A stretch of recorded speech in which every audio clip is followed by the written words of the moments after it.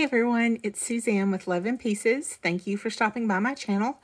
I've been absent for a while, but I'm kind of excited to get back into making videos. If you've watched my other videos, you know that I started this channel when I had knee replacement surgery over the summer and I kind of got bored and needed some things to do. But then as I healed and everything came out well with the surgery and I got active again, I was busy doing things, mostly in preparation of having the other knee replacement surgery done, which happened this past week.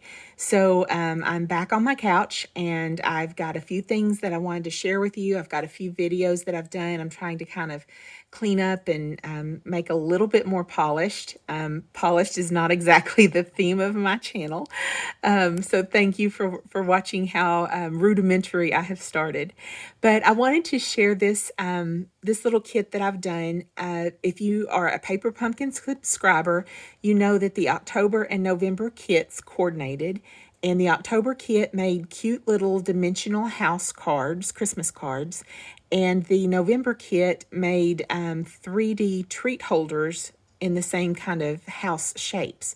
And so when I got these two kits, I purposely held on to them because I figured they would be something good for me to do after my surgery.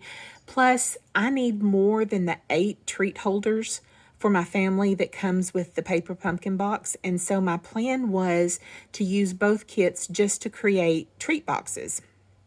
But once I got the two kits and started looking at them, it's actually easier to turn the treat box kit, which makes 8. It's easier to turn it into 16 than it was to modify the cards, kind of like I had been thinking, to make more treat holders. So I went back to my card kit, which was the October kit, and I just made them into Christmas cards. Now, I've already done my Christmas cards. I used a different stamp set and design, and I got all those done and mailed the first week of December, yay, before the surgery. But I always like to have a few cards on hand just to kind of hand out, or if I've forgotten someone or receive a card from someone I didn't mail to, then I've got some cards on hand to send. So that's what these cards are going to be. Now, I'm not varying very far from the original Paper Pumpkin design. My only variation is going to be in kind of the thickness and the layers that it uses. Most of the cards I make, I always mail, and so I'm looking for ways to make them have layers and dimension and to be interesting, but to be flat enough to mail and not be a problem going through the mailing machines.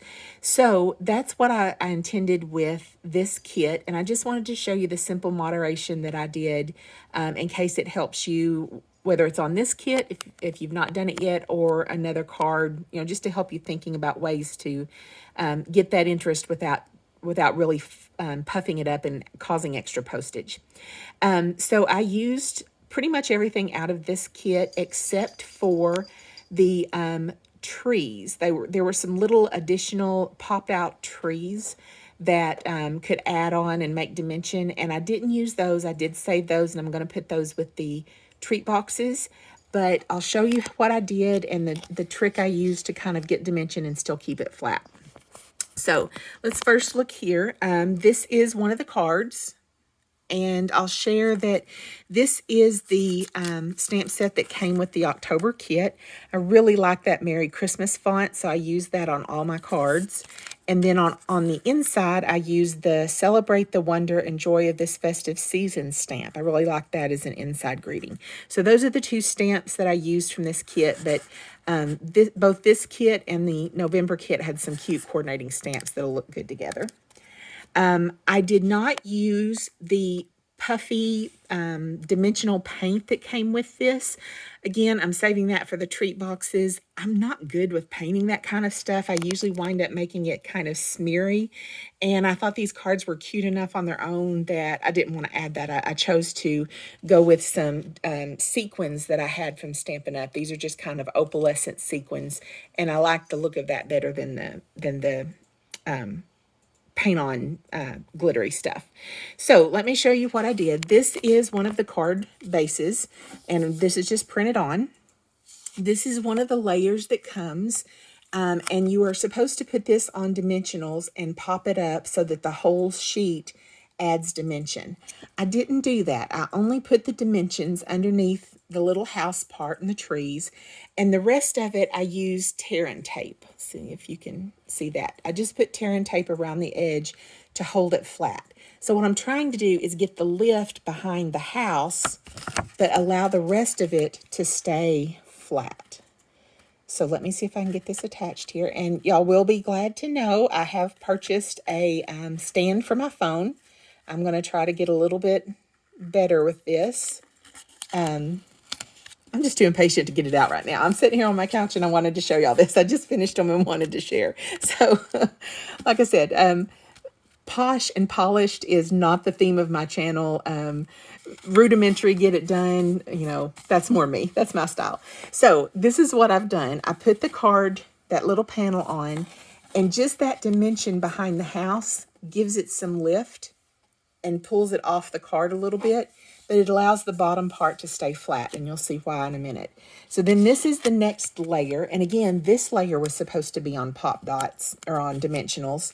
And so that would have been a third layer. Again, a little bit too much for me for mailing. I tend to see those are the ones that get returned. And I know these will be going through the mail. So again, I just put the dimensionals behind the houses and the trees. And I did put quite a few of them because I do want it to lift. But the way that it lays, it's going to fit almost around this one that was popped up. So I'm not going to have dimensionals on dimensionals. It's going to be dimensionals in a flat area. So let me see if I can get this one on here. Oh, don't stick too soon. Tear and tape is wonderful, but it does not give you a lot of wiggle room. And I'm looking through a camera lens, so we'll see. Luckily, I've done the others, and they're nice and neat. So if this one's a little wonky, it might stay in my stash. Okay, so push this down. And again, I do have that tear and tape along the edge. So again, what has happened, those dimensionals are giving lift to my designs, to my houses and trees, and it's just missing around where those dimensionals are. So I really only have, it's kind of hard to see, I really only have 2 layers here. Even though I've got 3 different panels with pop dots on them, just strategically using it behind the pieces that need to be up, this part at the bottom is now still nice and flat. It's only got layers of paper. Now that is, let's see, the card base plus 2 layers, but there's no dimensionals underneath it. So it's still laying nice and flat. And so the last part is the tag stamped with Merry Christmas, and then there was a glittery piece. I used some of them. I didn't use all of them.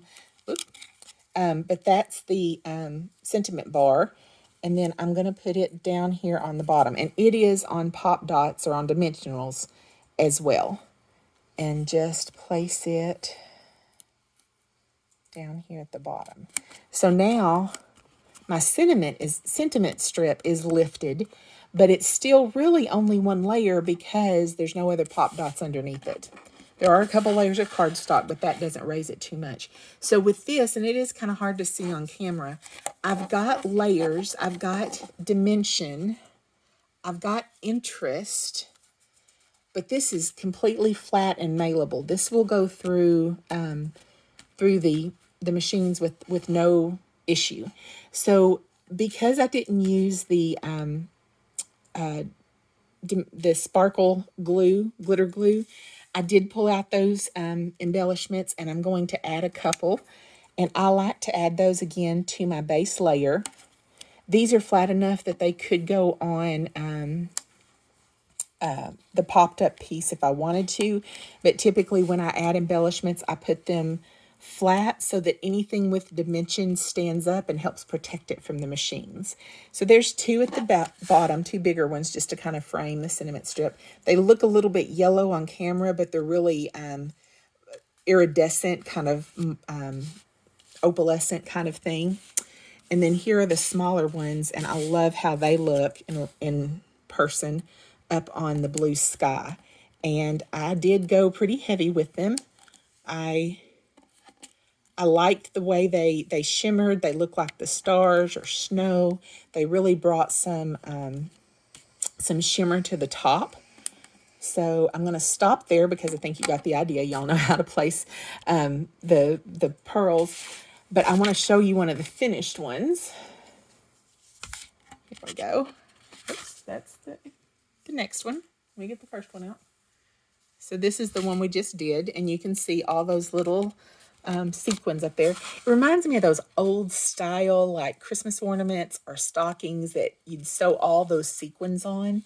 Those are really nostalgic to me, and so adding those just kind of felt good. This has been a nostalgic Christmas for me. Things are reminding me of my family and my mother, who's no longer with us. She loved Christmas, and several things this year has just kind of brought her to my memory. But there is the finished first card. And so, like I said, those are showing up yellow for some reason, but they're really kind of a pearlish, just shimmery white. Okay, and let me show you the inside where we stamped. Hopefully this is one I stamped pretty clean. Yeah, that one looks pretty good. And that is the first card. Now, same exact thing with the second one. I'll just show you kind of the same thought process. This is the base for it. It only had one layer of embellishment or punch out, but it had several different houses, and so I went pretty heavy with the pop dots or the dimensionals on it because I really did want it to stand up. But around the edge is the Terran tape, and I didn't pull this off.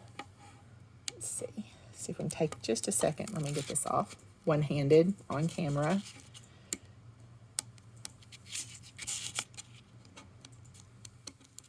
And like I said, these are kind of backup Christmas cards for me because I expected to use these parts and pieces to make treat boxes for Christmas. But then after looking at the kit, I don't think I needed them. So these will be nice to have on hand, to drop off with people. So like I'm going to physical therapy this week. I'll take one to them. I'd not planned, they weren't on my original Christmas list, but I'll be glad to take one to them. Doctor's appointments, those kind of things. And I've done some cute little treat holders that I might even like carry in my purse with just some, something nice to hand to someone and say, Merry Christmas. That's something I'm seeing a lot of this year, and I might do that. I'll have to make a video on that if I do. So this is that card. And again, you get the dimension, you get the lift of all of those, but this is now nice and flat. And this is where the sentiment goes. And I did not use the glittery piece behind this. I thought it covered up a little bit too much of the houses. There wasn't quite as much room here, and I wanted the house to show as much as possible. So there it is. And again, I put the embellishments on it, the little rhinestones. I went crazy with them because I really did like them. So they are all across the top and the two there at the bottom. So again, nothing earth-shattering, just my take on an alternative for them to still get that dimension, still get a little bit of interest in it, but make them where they are mailable. I did consider ribbons and maybe even twine, but once they started coming together, I thought they felt really nice, just kind of simple. And again, to me, these are the star of the show. I really like those little rhinestones up in the blue sky. So thank you for watching. Check in. I'll have more videos up in the next couple days. I'll get my stand in here and start trying to do something just a little bit more professional. And thank you all for watching. I hope you have a Merry Christmas. Be creative and be nice to people. Bye.